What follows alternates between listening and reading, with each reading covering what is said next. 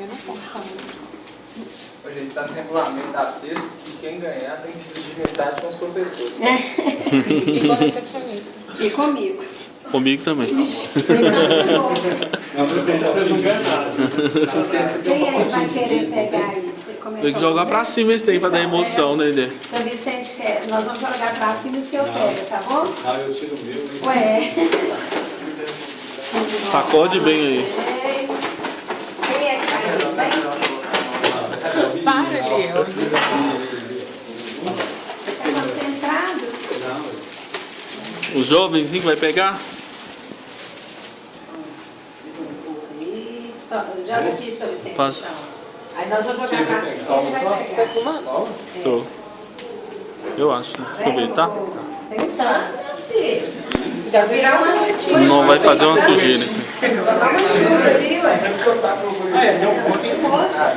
Não, pega esses aí, senão eles perdem a chance. Vem cá.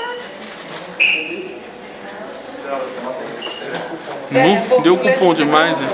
Hã? Eles vão fazer prova? Vamos. Fala com eles para vir participar do sorteio.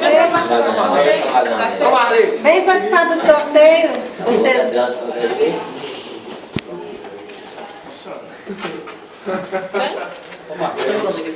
Dá uns pra ela, ó. Vem participar do sorteio. Eles que ganharam vão pegar o seu nome. Ó, acabou, Oi, Dê? Rafael. Não ainda. Valeu. Quem vai pegar ele? Ele podia ficar mais centralizado ali, ó. Quem que é o pegador? Vamos mais ali. Fica aí, ele fica legal. Ele fica Tem que tacar todo mundo junto, né? Vamos fazer uma roda no meio dele aí. Ó, tem que tacar todo mundo junto. Isso. 1, 2, 3 e já. Nossa. Nossa, o meu não. Você não sabe. Você viu?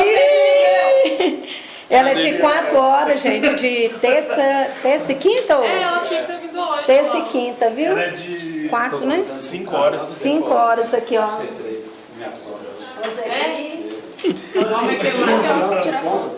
Errado, o meu me pegou. Quem tinha pegou isso aí? Tá no regulamento. O Rodrigo tem que dar um primeiro.